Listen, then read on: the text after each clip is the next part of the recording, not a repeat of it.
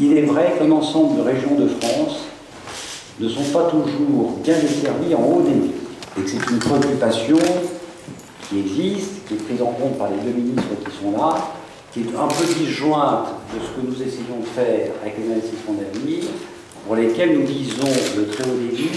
avec une échéance qui a été fixée par le président de la République à 2025. Quand nous disons que nous voulons que l'ensemble du territoire soit couvert à horizon 2025, instruction du président de la République, en très haut débit, ça veut dire en réalité que nous voulons placer la France en tête des nations en matière de très haut débit. Et dans cette période-là, nous allons, en ce qui nous concerne, mettre pour l'État 2 milliards d'euros. Les opérateurs privés ont pris des engagements dont vous êtes présentés rapidement par Benoît Dutrel, pour que vous ayez une vue des engagements qu'ils prennent. Ils ont mis un timing 2020 qu'on va essayer de faire raccourcir un peu pour être entre 2015 et 2020. Et avec les effets de levier collectivités territoriales, nous parlons d'une première tranche de 10 milliards. C'est un appel que l'État a lancé, le gouvernement a lancé au mois d'août, qui constituait une première étape préalable pour demander aux opérateurs privés, mais sur quel territoire est-ce que vous avez l'intention de déployer à votre initiative, à vos risques et périls, et sans subvention publique, et avec l'idée que l'effort privé, vous n'avez pas besoin vous ne pouvez pas se concentrer seulement sur les 148 communes de la zone très dense, sur lesquelles il y a des règles particulières qui ont été fixées par le régulateur, mais qu'il y avait aussi une capacité des opérateurs à se déployer hors de ces territoires, en partie sur ce qu'on a appelé la zone non dense. C'était un prérequis évidemment parce que ça sera nécessaire pour organiser l'articulation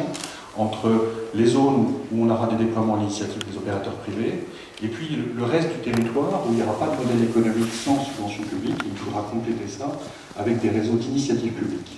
Donc on a lancé cet appel à manifestation d'intérêt en demandant aux opérateurs de répondre pour le 31 janvier 2011, ce qui est un exercice compliqué en 6 mois pour les entreprises de se projeter sur un horizon de 5 ans. Donc quels sont les territoires sur lesquels vous pensez que vous êtes en mesure effectivement de déployer ces réseaux de télécom? Alors, on a obtenu 6 réponses de 6 sociétés qui sont citées ici, Elsatis, Covage, Zilla, France Télécom, Orange, Iliad et SFR, par ordre alphabétique, comme vous le noterez. L'ensemble de ces réponses qu'on a retraitées, analysées, permettent d'établir qu'il y a une volonté des opérateurs privés de déployer des réseaux en fait, bien largement au-delà de la zone très dense de 148 communes, qui concentrait 20% de la population, mais d'aller sur un territoire qui représente 3563 communes et qui concentre 57% des ménages français. Alors évidemment, cette couverture est très inégale suivant les départements, suivant la géographie de ces départements et l'importance des zones urbaines. C'est ce qu'on va voir sur ce deuxième transparent. Donc là, vous avez une carte de France où sont représentés pour chacun des départements le pourcentage de la population qui vit dans le département, qui sera sur des territoires qui sont, les opérateurs privés prennent l'engagement souhaitent déployer à leur initiative les réseaux. Donc vous avez des départements où vous avez de 80 à 100% de la population qui va être couverte par l'initiative privée, et vous retrouvez typiquement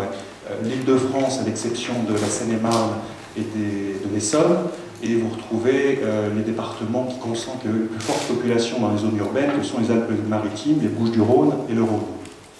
Deuxième catégorie, où vous avez de 60 à 80% de la population qui va être couverte par cette initiative privée, qui sont caractérisées par le fait que vous avez une grosse métropole qui concentre énormément de population, comme typiquement la Loire-Atlantique, ou des zones très urbaines comme l'Essonne, qui sont sans être aussi urbaines que le reste de l'Île-de-France. Et puis petit à petit, au fur et à mesure où vous allez dans des départements où vous n'avez pas une grosse métropole qui concentre beaucoup de population, évidemment la part de l'investissement privé va couvrir beaucoup moins de population, et il y aura d'une manière corollaire beaucoup plus besoin d'investissement public pour avoir un développement équilibré. À l'extrême, vous avez des départements qui concentrent très peu de population dans leur zone urbaine, où les taux les plus bas, on a représenté la dernière catégorie de 0 à 20%, évidemment vous n'avez aucun département, il y aura 0% d'habitants couverts par l'initiative privée. Les départements où les taux sont les plus bas sont les départements des Landes et de l'Ardèche, où vous avez 11% de la population qui en fait est concentrée dans l'agglomération centre, que ce soit l'agglomération de Mont-de-Marsan ou l'agglomération de Privas en Ardèche. Voilà.